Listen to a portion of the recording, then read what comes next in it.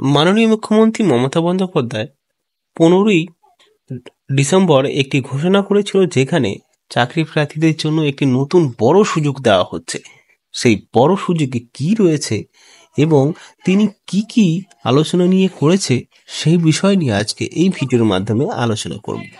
ভিডিওটি সম্পূর্ণ দেখতে হবে এবং সমস্ত কিছু বোঝার জন্য আপনাদেরকে পুরো স্কিপ না করে ভিডিওটি দেখার অনুরোধ রইল প্রত্যেককে, তাহলে সমস্ত কিছু বুঝতে পারবেন। কারণ একটি কোম্পানির আন্ডারে সমস্ত চাকরি প্রার্থীরা চাকরি পেয়ে যেতে পারে, তার বিজ্ঞপ্তি প্রকাশিত হতে পারে।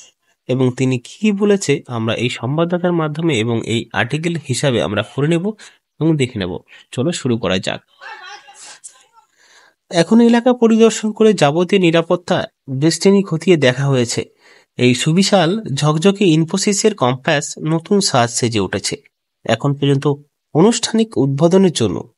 সম্প্রতি আলিপুরের সরকারি অতিথিশালায় বিশ্ববঙ্গ বাণিজ্য সম্মেলনের প্রস্তুতি বৈঠকে ডাকেন মুখ্যমন্ত্রী মমতা বন্দ্যোপাধ্যায়। শহরের বুকে আন্তর্জাতিক খ্যাতি সম্পন্ন তথ্য প্রযুক্তি সংস্থা ইনফোসিস তাদের নতুন ভবন গড়ে তুলেছে। এই ভবন গড়ে তোলায় সঙ্গে সঙ্গে কর্মস্থানের দরজা খুলে গেল বলে মনে করা হচ্ছে, কারণ এখানে নিয়োগ হবে বলে আগেই জানিয়ে দিয়েছে সংস্থা। আজ বুধবার এই নতুন ভবনে উদ্বোধন করলেন বাংলার মুখ্যমন্ত্রী মমতা বন্দ্যোপাধ্যায়। কর্মস্থানের বড় সুযোগ রাজ্যে আসছে বলে খবর, তাই পূর্ব ঘোষণা অনুযায়ী বুধবার নিউ টাউনের হাতিশালায় ইনফোসিসের নতুন ক্যাম্পাসের উদ্বোধন হলো। পরবর্তীতে অন্যদিকে এই নয়া ক্যাম্পাসে প্রবেশের মুখে বাংলা হরফে লেখা ইনফোসিস, যা বেশ তাৎপর্যপূর্ণ। আন্তর্জাতিক সংস্থা হলেও বাংলায় লেখা ইনফোসিস দেখে অনেকেই বেশ মনে মনে আনন্দিত হয়েছে। বিশেষ করে বাঙালির এতে বেশি খুশি হবেন বলে মনে করা হচ্ছে।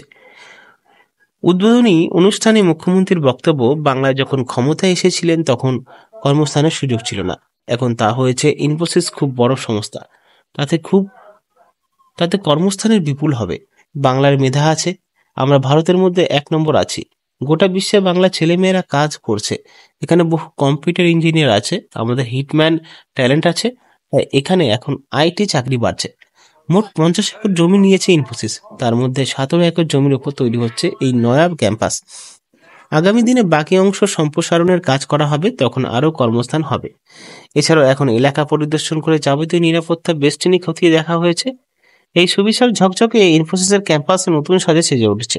আগামী বছরের 5-6 ফেব্রুয়ারি কলকাতায় 8ম বিশ্ববঙ্গ বাণিজ্য সম্মেলন হবে। তার আগেই কলকাতায় নতুন ক্যাম্পাস অনুষ্ঠান সূচনা করছে ইনফোসিস। তাই মমতা বন্দ্যোপাধ্যায়ের কথায় 12টি আইটি পার্ক আমরা করছি, সমস্ত পরিষেবা দেওয়া হয়েছে। আমি আশা করি ইনফোসিসের আমাদের আইটি ছেলে মেয়েদের সুযোগ দেবে। আমরা হাই স্পিড ইন্টারনেট পরিষেবা দেওয়ার ব্যবস্থা করছি, যা বিশ্বের সঙ্গে যোগ করবে। এখন এখানে কোনো বিদ্যুৎ ঘাটতি নেই।